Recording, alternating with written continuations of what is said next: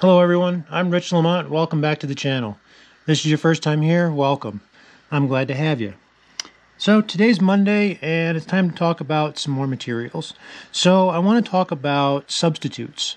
Now we've already talked about some substitutes as far as like things like Cory Bustard or body materials, the different dubbings, but we haven't talked about any of these smaller feathers, the Cotinga, Indian crow. We talked a little bit about jay. So today I want to talk about those a little bit more. Along with that goes something called sustainable fly tying. I don't know if you guys really heard the term, but it's something that is actually really becoming more commonplace. Substitutes are actually being used a lot more, and in a lot of circles they're actually being encouraged. Now what that basically means is being aware of where your feathers come from. There are birds that are protected, and the Cotinga and the Indian crows, toucans, those are protected species. They were almost hunted to extinction, mainly for fly tying and for back in the Victorian area when women had their hats and had all the feathers on there. It was very big back then, and these birds were almost hunted to extinction. So they are now put on endangered species lists, and they are protected. The Cotingas and the Indian crows, I don't believe are endangered anymore, but they are still on the city's protected lists. So using substitutes kind of helps in protecting the species that are still alive. They are birds that don't breed well in captivity. Not like a lot of the chickens and the roosters and stuff that we can grow and produce them. But your Cotingas and stuff, they're birds that whatever feathers are out there, the legally obtained ones have come from retired museum specimens. They've come from old family collections or old hats from back in the Victorian era. But we're trying to avoid having any of these animals hunted just simply for their feathers now. So be aware of your sources, wherever you buy your materials from. Be cautious if they're not people that you know, if they're outside the country. There's a lot of stuff that, I hate to say it, but it comes from Kenya. I get a lot of that stuff on my Facebook, constantly guys trying to sell me all sorts of things. That to me is just shady. I don't like dealing with people I don't know. So any of the materials that I do have, I do obtain through sources that I trust. That being said, let's get on with the video. So with Cotinga, that's what we're gonna start with. Substitutes for Cotinga would be like a Kingfisher. Is the most common one. Kingfisher is very easy to get a hold of. For the most part. I mean, you can't find it in just any shop, but it does, you do see it on eBay relatively often, and there are some shops in Europe I know that do carry it. I'll see if I can get the names and provide a link for those. I can't promise it, but I will try. These shops, they're hit or miss. If they don't have them in stock, I'm not going to put the link because it's not something that they would regularly stock. But I think I just recently did find a place that had several. But keep your eye on eBay, keep your eye on Etsy. Those are good places to find Kingfisher. Talk to your local shops. Sometimes if you've got a shop like in Pulaski, New York, they've got some salmon shops up there.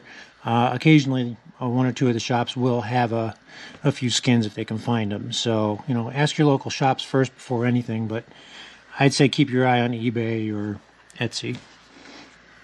But Kingfisher feathers, here's a couple of Cotinga feathers, and here's a Kingfisher feather. So you can see that the color is relatively close, the shape is relatively close.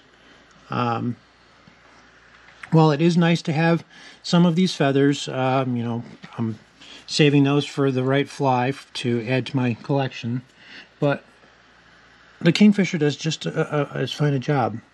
If you look here on this blue doctor, you can see the tail veiling here. That was supposed to be a Cotinga. Same with the cheek here. And instead I have the Kingfisher, which it looks great.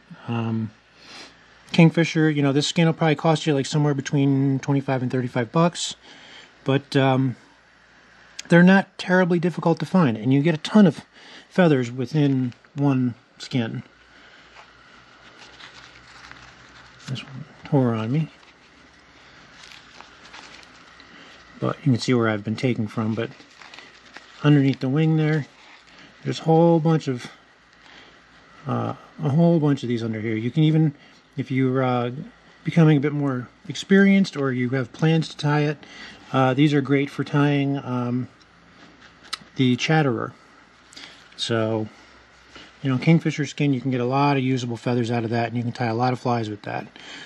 Versus these feathers, which are going to be a little harder to find, and they're probably going to be a bit more expensive.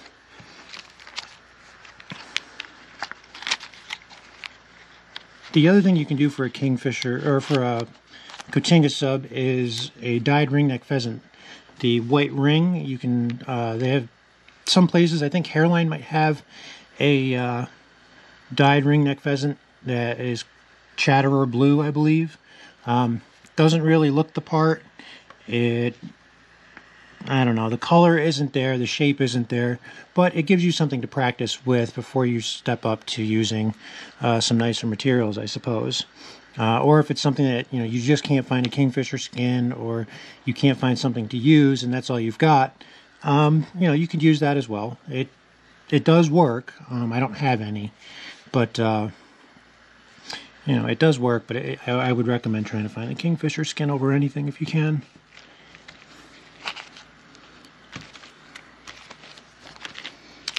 Now for Indian crow, there's different subspecies of Indian crow and Cotinga and toucan, but for Indian crow substitutes, there's a couple. One is this. This is a substitute made by Ryan Houston, and he sells this on eBay. He's got an ad on there. I'll see if I can get the link for it, and I'll put that in the description.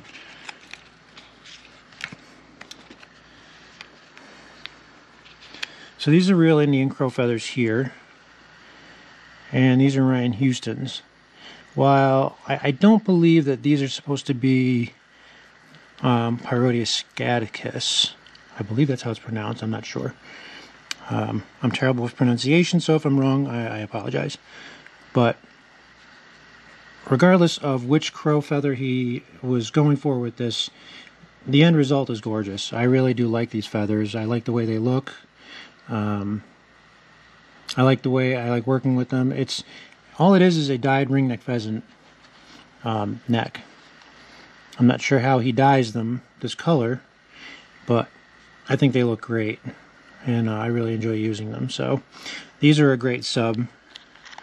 But another one that I found is when you buy your golden pheasant necks, if you look, oh, excuse me, when you buy the heads, the head and the crest, if you look underneath here, oftentimes you'll have, you know, there'll be a flap of skin or something that's got these little feathers on here. Cut those off, and I use those. There's one that fell off here. And I like using those for Indian crow. A green Highlander, for example, uses Indian crow uses this for the cheek. I don't have one available, but as you can see, that's relatively close. Once you cross this onto the paper, it's not quite as bright as the crow is. It's a little on the darker side, but in my opinion, I think that looks great. I really enjoy using this as a crow sub, and it's bright in most of these. Not every one of these pheasant heads has something like that, so if you do get a chance to look your pheasant heads over before you buy them in the shop, flip it over and have a look and see if it's got some of that on there, and you can use that. That's a really great crow sub. I enjoy using that one.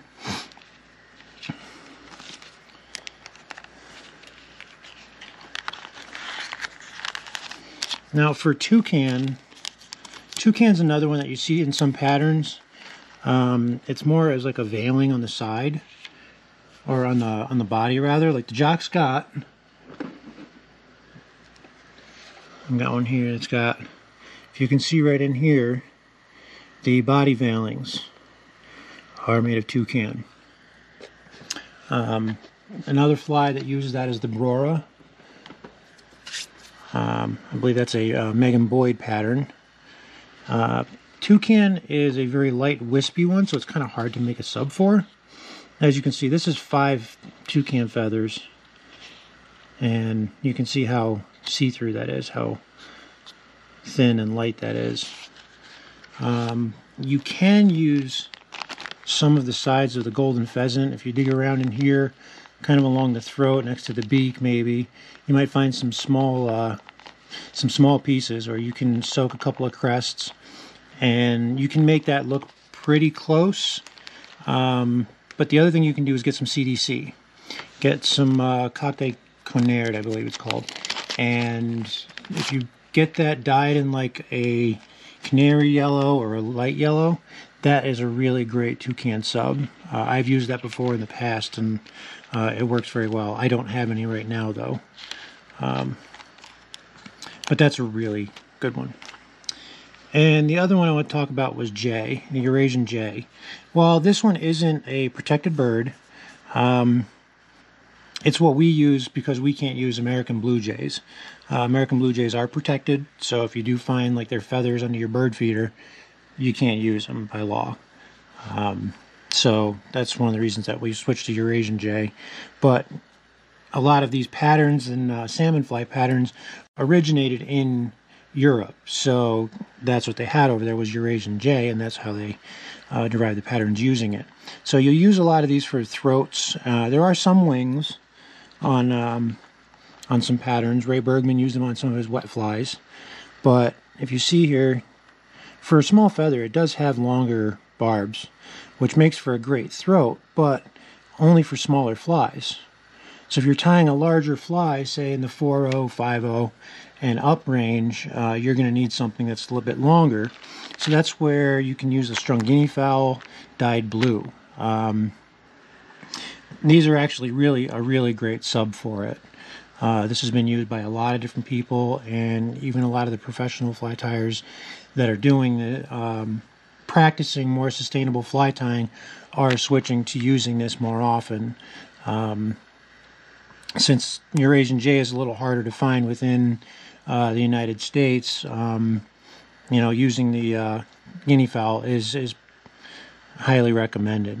You can get a full skin for probably $40, $50 maybe. So if you got a whole skin dyed blue, you've got a whole array of sizes and even different spot patterns. So using that for your Eurasian jay is actually quite nice. Now you can go on to Etsy also. Etsy, there's a few sellers on there that periodically have jay wings and individual jay feathers. I actually got these relatively inexpensive. So I haven't opened these yet. They do look like a decent pair. I'm waiting to tie a Traherne fly with those. But, oh, sorry. But you can get these individual feathers as well, also on Etsy. There's one seller that they're a little expensive. They're like $5 a feather, I think she wants. Or he, I'm not sure. But there's another seller where they had lots of 25 for, I believe it was like $15 or something. It was relatively inexpensive, so I grabbed a couple of them. But keep your eye out on places like that. But when you're buying, just keep in mind who you're buying from. Just keep an eye, look at the seller, see where they're at, look at their feedback ratings. Try to do a little bit of homework and don't just buy blind. Kind of part of the thing about trying to keep our planet as whole as we can. So once some of these resources are gone, they're gone. We can't bring them back, no matter how much scientists think they can. So we can still enjoy our wonderful hobby and not necessarily need to go and have all the expensive stuff on every single fly.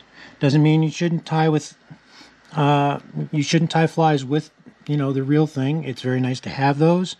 It's quite the experience to be able to tie a fly like that and you know, have that as part of your life, but just keep in mind our valuable resources. So with that, I hope you guys enjoyed the video. If you did, give it a thumbs up. If you have any suggestions, if there was something that I missed, some bits of information that maybe I don't have or that I didn't mention, please leave them in the comment section below. I'd really like to know. I can always make another video and bring up other points, so if there's something else you want to talk about, like I said, leave that in the comments and I'll be happy to get to it. If you haven't subscribed, think about subscribing. That kind of helps me out and lets me know that, you know, I am giving you guys valuable information and helping you grow as fly tiers. So hopefully you guys like the video and share with your friends.